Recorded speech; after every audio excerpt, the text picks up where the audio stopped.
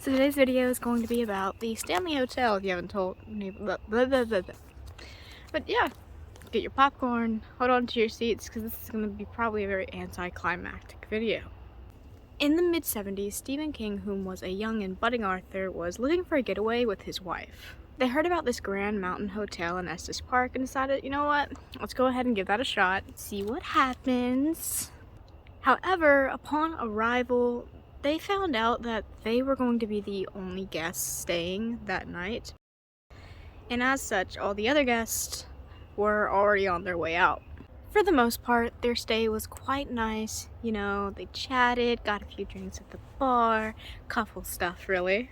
However, King really just couldn't shake the feeling of something being off about the hotel. Maybe it was the fact that they were the only ones there, but overall there was just this, the best way I could say it, it was like the walls were alive.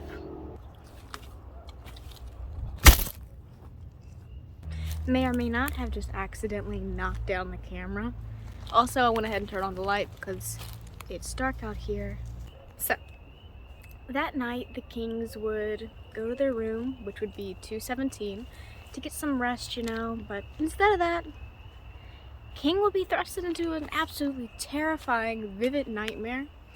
Quoting, let me just read this paper here of the quote because I can't remember shit. I dreamed of my 3-year-old son running through the corridors, looking back over his shoulder, eyes wide, screaming. He was being chased by a fire hose. I woke up with a tremendous jerk, sweating all over, within an inch of falling out of bed. I got up, lit a cigarette, sat in a chair looking out the window at the Rockies, and by the time the cigarette was done, I had the bones of The Shining firmly set in my mind. And that he did. He'd go on to write said book, and it would actually become an occult classic worldwide. It draws to wonder, what is it exactly about the Stanley Hotel? What would make it so that it could inspire such a story? Well, to get to that, we're gonna have to give you a little bit of background information first on the history of the hotel. And by we, I mean me, because I'm the only one out here other than that random dog. You know, I do that a lot. I always refer to myself in plural, like as if I'm more than one person. Oh well. So the hotel was built by a man named Mr. Stanley. At the time, he had been diagnosed with tuberculosis, which, if you're not aware, was a huge deal back then. Basically a death sentence. And honestly, the best that they could do for him was literally just prescribe him to go out into nature, get some fresh air, you know, and hope for the best. So being an already well-established and wealthy man, having been credited with the Stanley Steamer, which was a steam-powered automobile, he decided to take his doctor's words at heart, and he went out into the Estes Valley, Colorado, and upon seeing it, he thought it was beautiful, breathtaking really, and he decided that he had to make something of it. So he and his wife would create the Stanley Hotel, a place where the beauties of nature could clash tastefully with the luxuries of modern civilization. Because why would you have to enjoy one when you could enjoy both? Now, a hotel alone wasn't really enough to ensure that this place could thrive. So he'd pour a ton of his own money into the surrounding area, resurrecting a park, a power plant with which to supply electricity to the hotel, a school, amongst many other things. Ultimately bring out what was originally just a few shabby wooden houses into more of an actual town. But undoubtedly the star of all of this construction and work would be the Stanley. In fact, when he was thinking about what he would name the hotel, he was originally not going to name it after himself. It was those around him, seeing how much he had actually done for the area, that were like, no, you did all of this, it should be named after you. So it was. Well, so far all this history that we're talking about here is quite interesting. It still begs to question, what exactly is it about the hotel that makes it so that it can inspire such a horrifying tale of The Shining? Because honestly, so far, it would seem that any ghosts that may pop back up are probably doing so as a means to return back to a place that once held so many just amazing memories for them in their life. After all, the Stanley was a place that many people originally came to far and wide as a means to have fun and relax.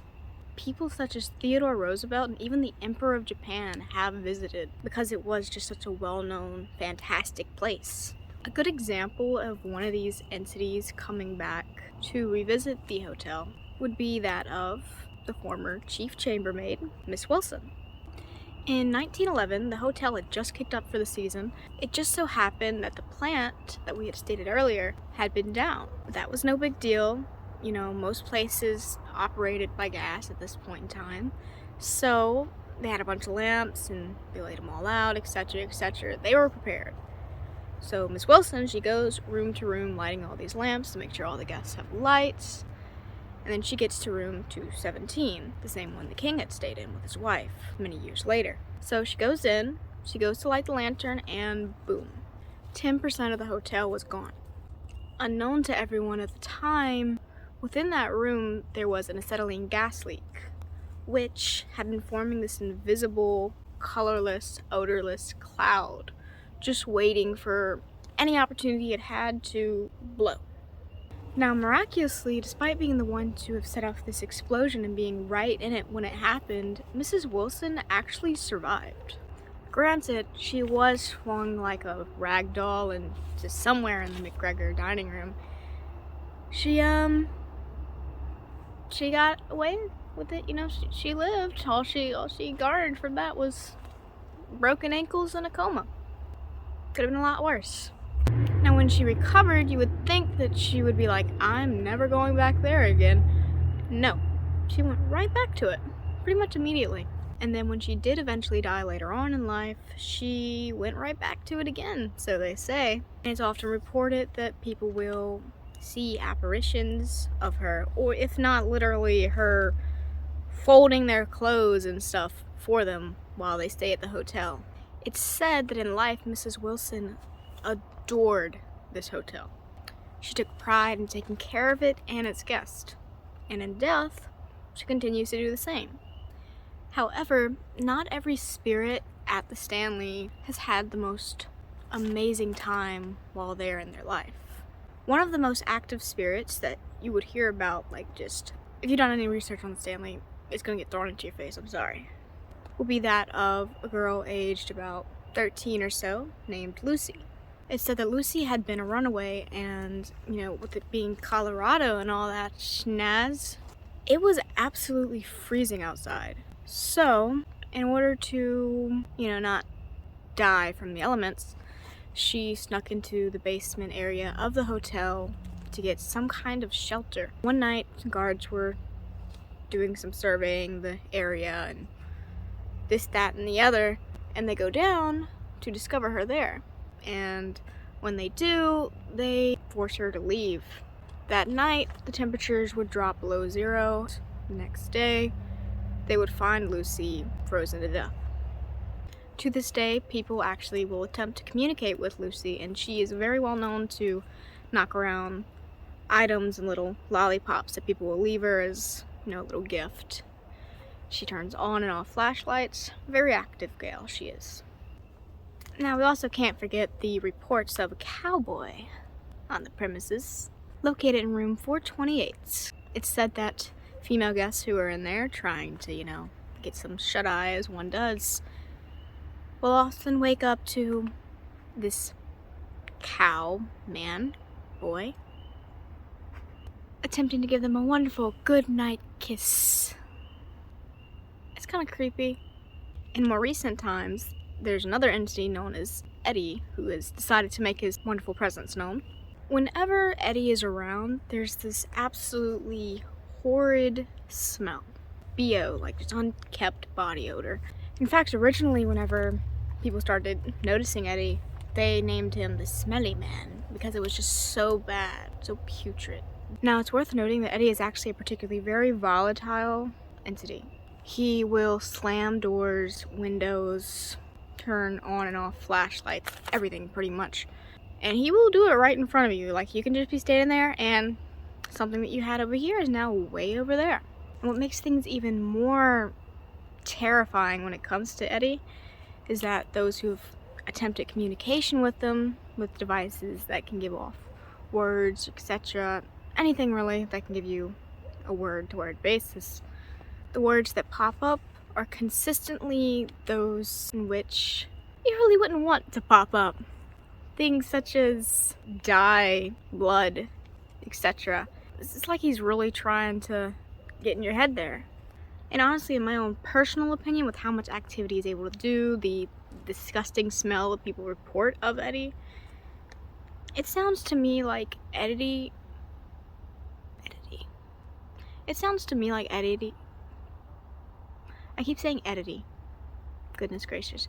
It sounds to me like Eddie is more of a poltergeist than anything else. Now from here, it only gets kind of worse. In the 80s, someone dropped off this big old mirror, which now sits in the basement's main hall.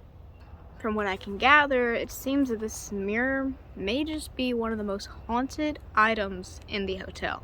From time to time, people will stop and take a photo in the mirror, and the images that they get are just these things of only God knows what. Just disturbing images. One photo in particular that's quite well known captures this that, according to many sources, would actually be the image of what a demon would look like. So effectively a photo of a demon. Great, we're off to a fantastic point in the video here. I was gonna say start, but we're not at the start. Honestly though, with all the happenings in this hotel, it makes a lot of sense when you really think about it. The hotel is located on this gigantic deposit of limestone quartz. Gosh, I said corpse. Oh no. And for those who don't know, limestone quartz is a stone that can act as a natural recharge for those on a spiritual realm. Couple this with the staircase, which is a nice little spiral and has a ton of vortexes, which are mirrors facing each other, in which spirits are said to be able to get stuck in because it's just confusing to them. And you have the absolute granddaddy of all portals just shooting straight up through the building. So what I'm getting at is, if spirits thrive on energy, then the Stanley Hotel is both the power plant and the transit station. It's only natural that entities of all kinds would end up showing up here. So that leads us to the conclusion of this video. If you liked it, come on, I'm standing out here in the woods at night for this because spook. Not even gonna lie though, I keep seeing like random stuff, but maybe it's because like this light is directly in my eye. If you'd like to see more videos, subscribe and comment if you have anything to say. I'd love to read it. I will see you guys in the next video. Goodbye.